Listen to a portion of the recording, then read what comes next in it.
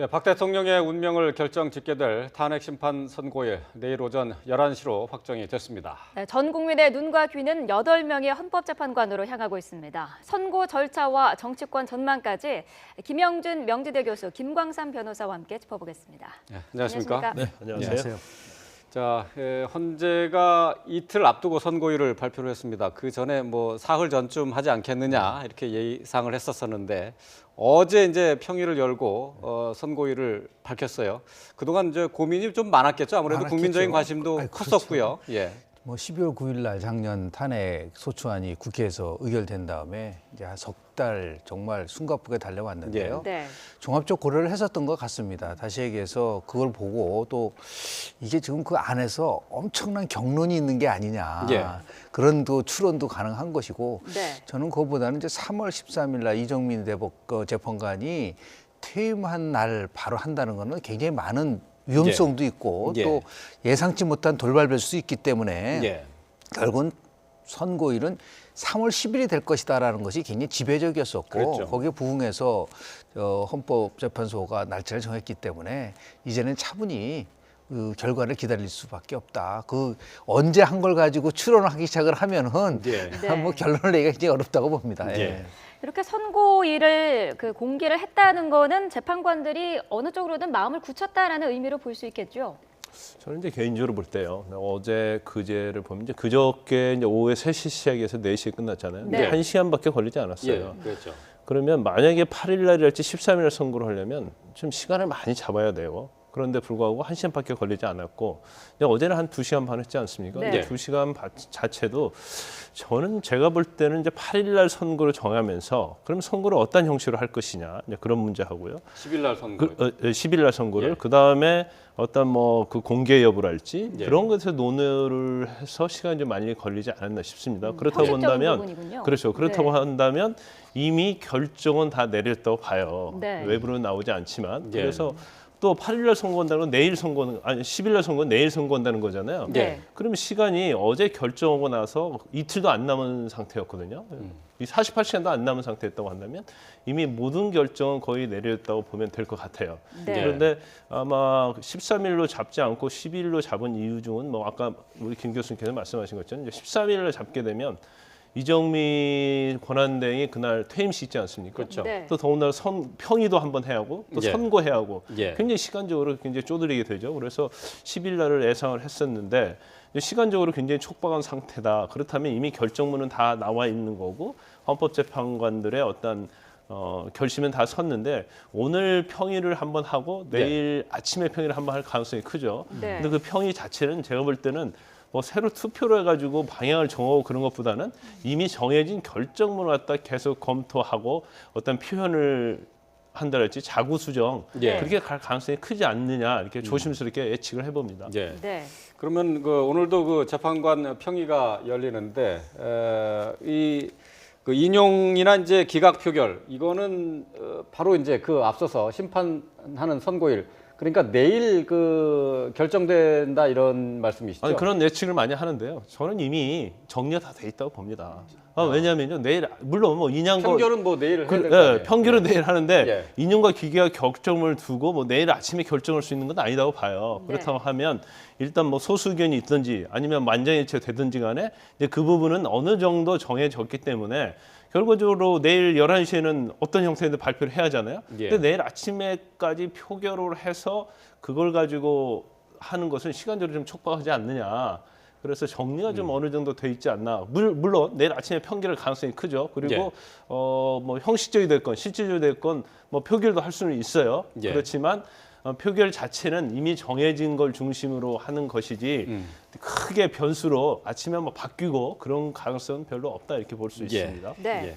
헌재는 계속해서 그 절차적인 공정성을 네. 강조를 하고 있는데 그 대통령 측에서는 이정미 재판관의 퇴임일인 13일 이전에 결과가 나오는 것에 대해서 조금 공정성에 대한 의문을 제기해오지 않았습니까? 그렇죠. 어떻습니까? 이 10일에 발표가 되는 것에 대해서 앞으로도 공정성의 시비는 좀 있지 않을까라는 우려도 있는데요. 저는 헌재가 그 부분을 명확하게 선고할 때 밝힐 거라고 봅니다. 네. 네. 다시 얘기해서 지금 대통령 대리인 측에서 얘기하는 거는 시민은 할 수 있지만 선거는 할 수 없다라는 거를 지금 이제 계속 지속적으로 얘기를 하고 있거든요. 네. 네. 그러나 헌법재판소 법에 따르면 7인 이상의 심리가 지생이 되면 가능하다는 부분들이 있는 것이고요. 예. 또 나가서 그럼 되묻고 싶어요. 그런 식으로 따지면은 1월 31일 날 박한철 소장이 퇴임했을 때부터 그 문제 제기를 하고 모든 심리를 중단하라고 요구를 했었어야지. 예. 네. 쭉 진행을 하다가 선거를 앞두고 그런 식으로 한다는 것은 불복 명분을 쌓기 위한 것이 아니냐라는 의심을 받을 수가 있고 의혹을 받을 수가 있기 때문에 네. 저는 그런 논평은 이제 자제를 했으면 좋지 않겠는가 생각을 합니다. 네. 네. 자, 내일 그 선거 과정은 텔레비전을 통해서 생중계가 됩니다. 그 전까지 헌법재판소에서 어떤 판결도 이렇게 그 TV 중계를 한 적은 없었는데요. 매우 이례적입니다. 내일 어떤 절차로 하는지 한번 좀 설명을 좀 해주시죠. 일단 뭐 아침에 마지막 평이 할 가능성이 크다고 봅니다. 예. 그리고 뭐 평결을 어떤 형식으로 할 가능성이 크고요. 예. 그럼 이제 결정문이 이미 쓰여져 있을 겁니다. 그렇지만 형식적으로는 결정문이 내일 완성이 되는 걸로 이렇게 볼 수 있고요. 예. 네. 그러면 일단 뭐 결정 이유와 요지를 낭독하게 될 텐데 이제 그 전에 2004년 노무현 대통령 탄핵 때도 마찬가지고 아마 먼저 모두 사실에서 예. 이정미 권한대행이 이 사건의 어떤 중대성이랄지 또 더군다나 이제 공정성에 관한 시비가 좀 있지 않았습니까? 그래서 네. 이제 그런 부분을 좀 얘기할 가능성이 크다는 거고요.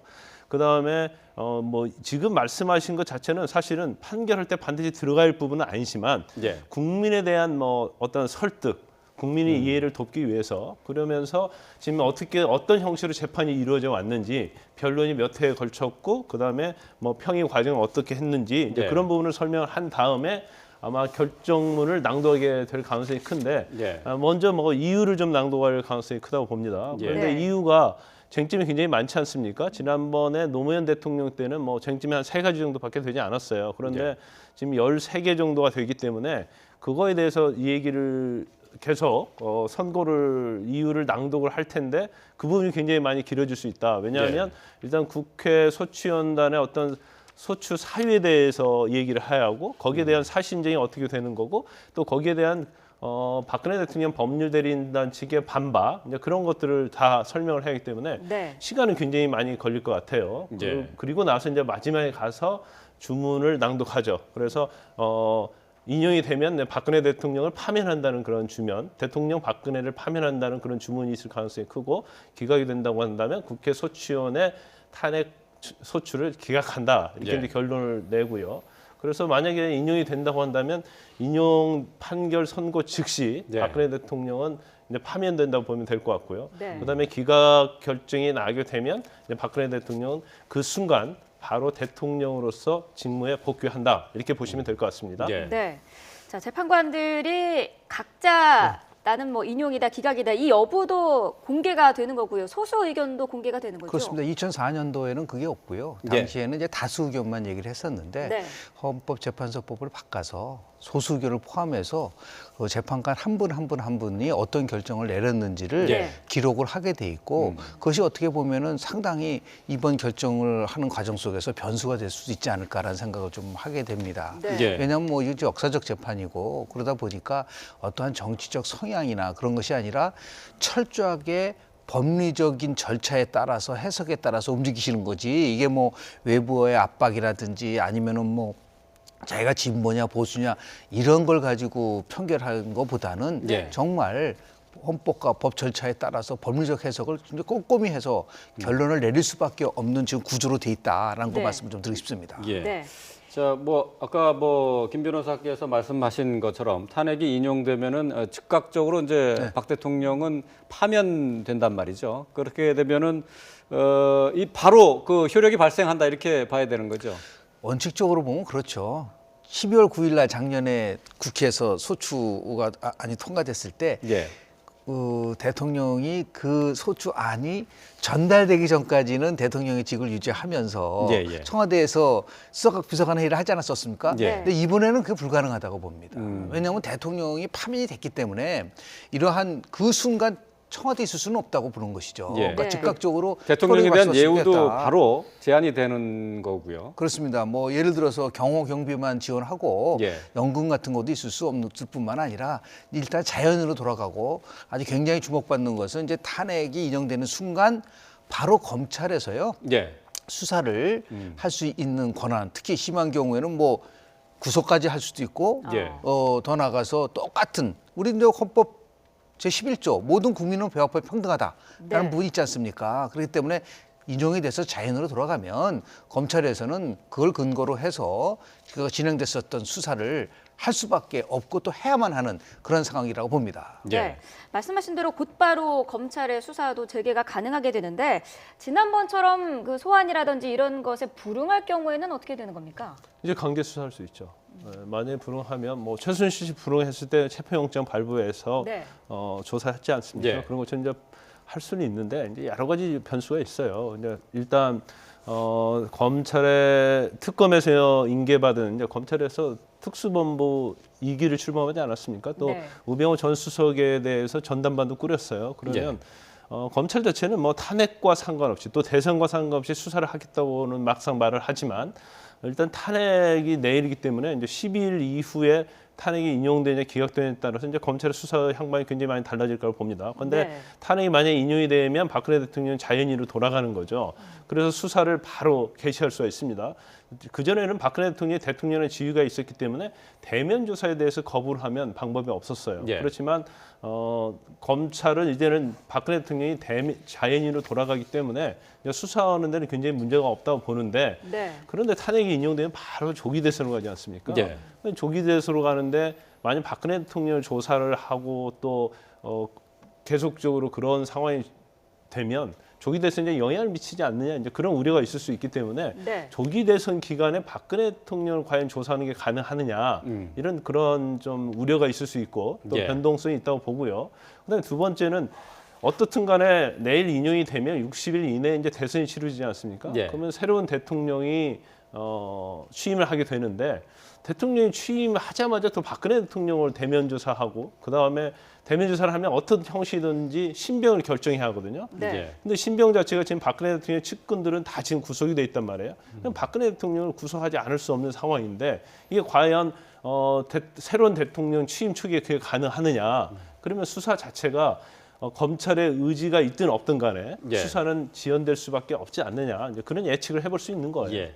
자, 탄핵이 인용됐을 때를 얘기를 해봤는데 이번에는 반대로 탄핵이 기각됐을 때를 한번 생각을 해보도록 하겠습니다. 기각이 되면 바로 이제 아니 뭐 바로 대통령직에 복귀하는 거고 정상적인 업무를 볼 수 있겠죠. 네, 지난 2004년도 노무현 전 대통령도 기각되고 나서 바로 수석비서관 회의도 했고 예. 오후서부터 정상적인 업무를 실시했는데요. 이번에는 아마 그 법위도 굉장히 즉각적이랄 거로 봅니다. 예. 왜냐하면 기각되면 지금 안보 문제가 굉장히 그 첨예하게 그렇죠. 대립될 수밖에 없는 부분 속에서 예. 특히 이제 사드 배치 문제 이거 갈등이 심화되고 있지 않겠습니까? 그래서 대통령이 이제 즉각적으로 업무에 이제 복귀할 거라고 보는데요. 두 가지 가능성이 있다고 봅니다. 하나는 물론 이제 정치적인 추론과 상상력이 있지만 이게 기각이 됐을 경우에 우리가 예상하지 못했던 엄청난 갈등이 있을 경우 네. 대통령이 이제 명예를 회복했기 때문에 예. 국민 통합이라든지 여러 가지를 고려해서 국익 차원에서 하해를 할 수 있을 거라고 저는 봅니다. 예. 그러니까 오히려 기각 이후에 하해를 하면은 우리가 국론 통합을 가져가자라고 예, 예. 했던 그런 가능성이 하나 있는 것이고요.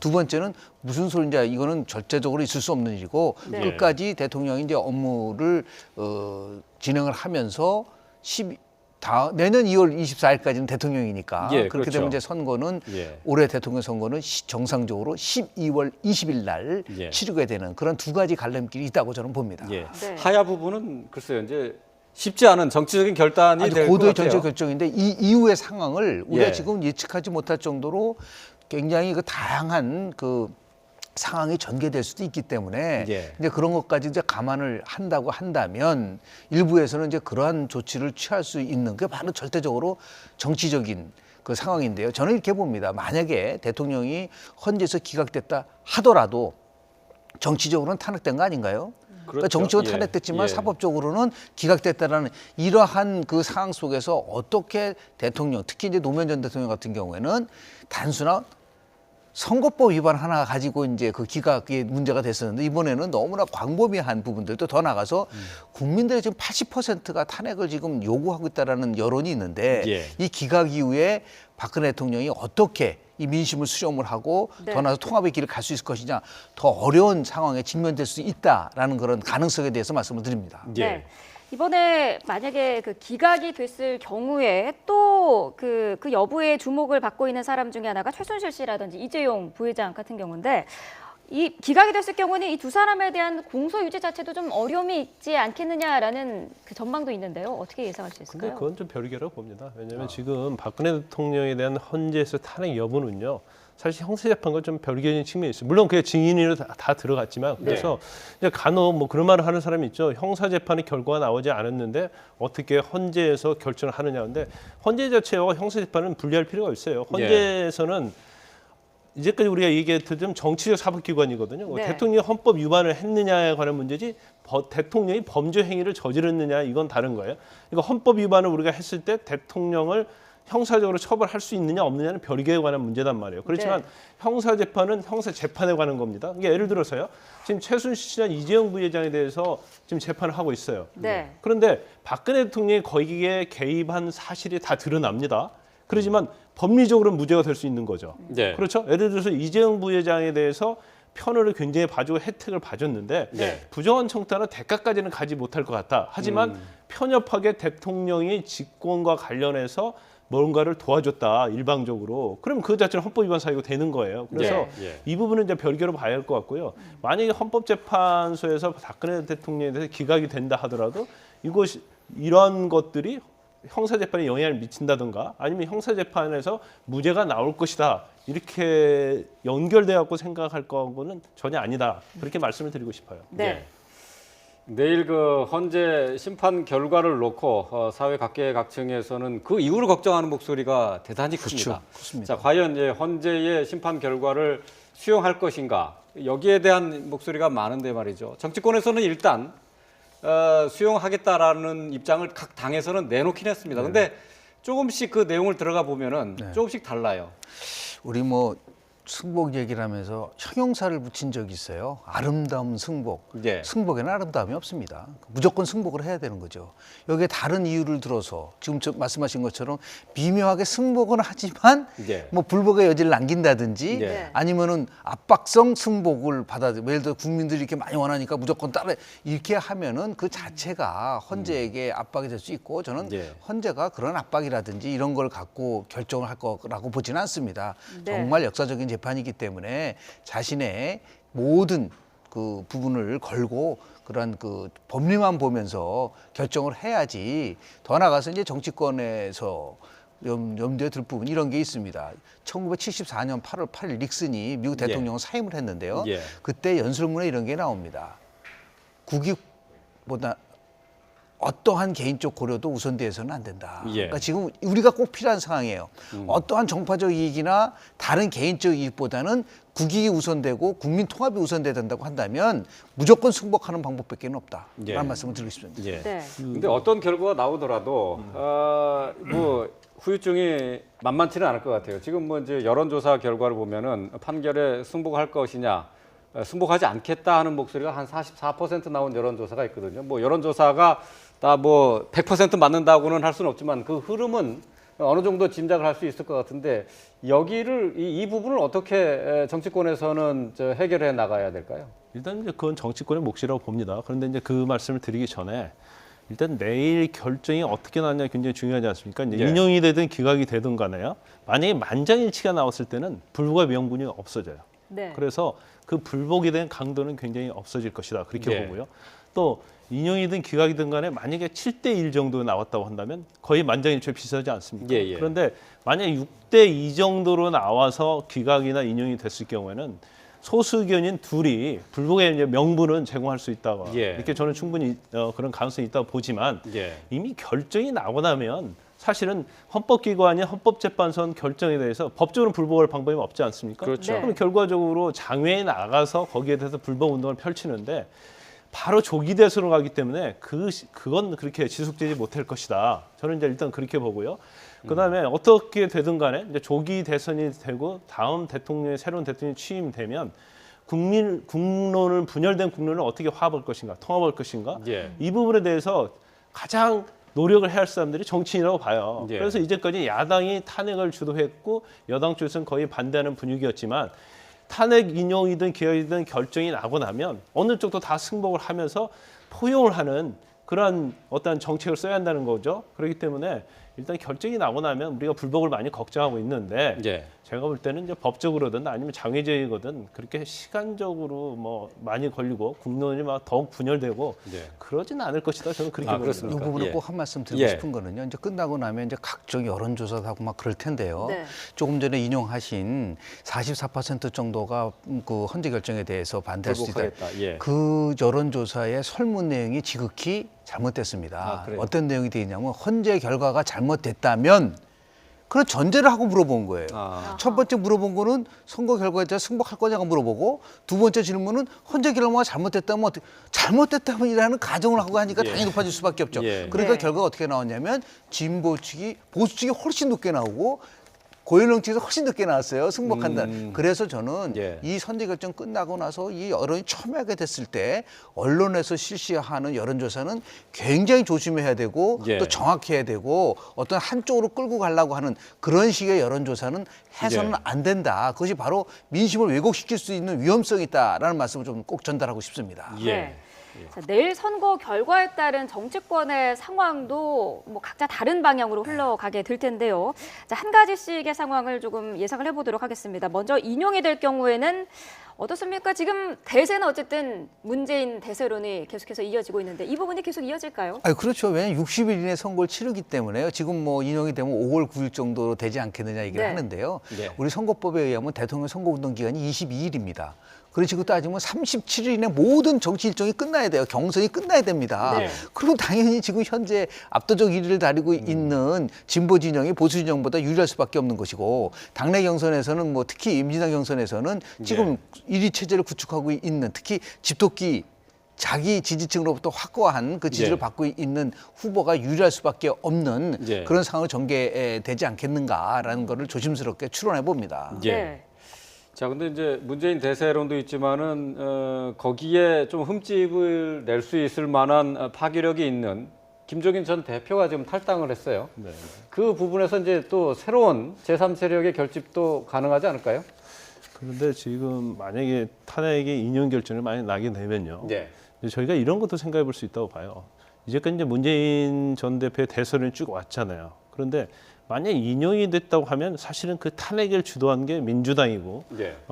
문재인 전 대표라는 그런 인식을 다 가지고 있지 않습니까? 예. 근데 인용이 막상 되었을 때는 어떻게 할 것인가? 근데 그 부분 우리가 좀 약간 예. 좀 생각해 볼 좀 그런 부분이 있다고 봐요. 상황이 달라질 수 그렇죠. 있다. 단정적으로 얘기는 할 수는 없지만 예. 그렇지만 아까 김 교수님 말씀하셨지만 시간적인 것도 짧고 예. 그다음에 문재인 전 대표가 사실은 탄핵을 주도하는 그런 이미지를 다 가지고 있잖아요. 그래서 예. 그게 긍정적인 요소로도 작용을 할 수 있지만 이미 탄핵이라는 목적이 달성했을 때 그 이후에 과연 유권자들의 행방을 어떻게 할 것인가 그 부분도 약간의 변동성이 있을 수 있다고 보고요. 예. 그다음에 네. 근데 김종인 전 의원이죠. 이제 김종인 전 의원이 나와서 과연 비문을 결집했을 때 저는 뭐 개인적으로 봤을 때 지금의 어떤 보수 세력들이 누굴 지지하겠다고 중도 보수들 특히 예, 예. 누굴 지지하겠다고 딱 결정하지는 않은 것 같아요. 그렇기 때문에 만약에 국민이 원하는 탄핵 인용이 결정이 됐을 때 또 어느 한 정치에 있어서 뭐 조선 대선 기간까지 짧긴 하지만 네.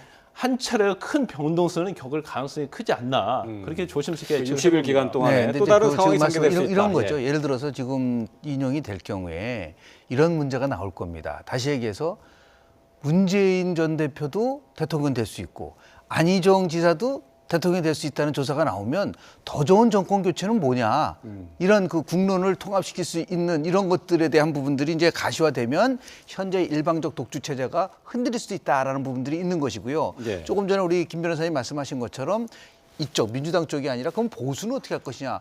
저는 보수는 대결집을 할 거라고 봅니다. 예. 다만 누구에 의해서 결집이 될 것이냐는 부분 속에서 지금 황교안 지금 권한대행이 어떤 액션을 취할 것이냐, 행동을 취할 것이냐에 따라서 상당히 영향을 미칠 거라고 보고요. 결국 이제 보수 후보 단일화론으로 급속하게 빨려 들어갈 것이다. 거기에 개헌을 매개로 해서 김종인 예. 전 대표가 자기가 구심점이 돼서 끌고 가겠다라고 하는 가능성도 염두에 두고 한 행보가 아닐까라는 예. 생각을 하게 됩니다. 예. 네.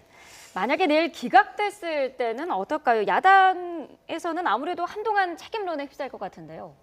저는 좀 역발상을 좀 하고 싶어요. 네. 왜냐하면 만약에 기각이 되었으면 물론 책임론이 있을 수 있죠. 그렇지만 기각 자체를 어떤 야당이 잘못해서 기각이 된 건 아니에요. 그러면 헌법재판소의 재판관의 성향과 어떤 헌법과 양심에 따라 결정을 하기 때문에 네.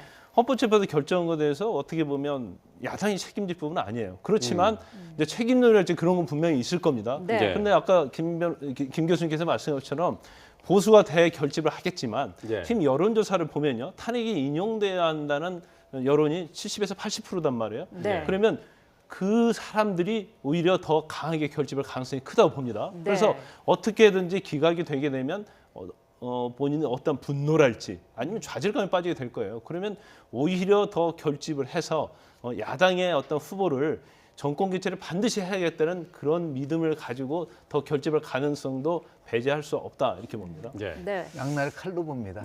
예. 지금 뭐 김 변호사님 말씀하신 거에 대부분 동의를 하는데요. 또다시 역발상을 얘기를 한다면 저는 이렇게 됐을 경우에 문재인 전 대표가 오히려 기각이 되면 굉장히 이 결집을 하기 때문에 유리할 거라고 보는데요. 저는 굉장히 불리해질 거라고 봅니다. 왜냐하면 이게 선거가 이제 12월 달까지 가게 되면요. 문재인 전 대표의 대세론이 흔들릴 수밖에 없는 상황이 올 것이고 예. 그것이 어떻게 보면은 새로운 인물이 부각될 수 있는 공간이 열릴 수밖에 없다. 네. 지금부터 생각을 해보십시오. 3월서부터 12월까지 무려 9개월이 남아 있는데 그런 9개월 동안 현재의 대세론을 끝까지 끌고 갈 수 있을까라고 네. 하는 쪽에서 의문이 생길 수밖에 없는 것이고 네. 저는 문재인 전 대표 그런 부분에 대한 거를 생각을 해서 저는 김종인 전 대표가 그런 것까지도 고민을 해서 탄핵 선거 이전에 저는 탈당을 한 게 아닌가라는 예. 생각을 좀 개인적으로 해봅니다. 예. 네. 제가 한 말씀만 더 예. 드리면 이제 제가 아까 예. 말씀드린 것은 만약 기각이 되면 문재인 대표의 대세론이 더 굳어진다는 얘기가 아니고 결집을 해서 야당 후보에 대해서는 어떤 정권 교체에 대한 그런 욕구. 열망이 네. 훨씬 더 굳어지는데 문재인 전 대표에 대한 어떤 대세론에는 영향을 충분히 받을 수 있다고 봐요. 예. 네. 탄핵이 기각이냐 인용이 되느냐. 기각이 될 경우에 정치 상황을 더 예측하기가 더 힘든 상황이 아닐까 네네. 싶습니다.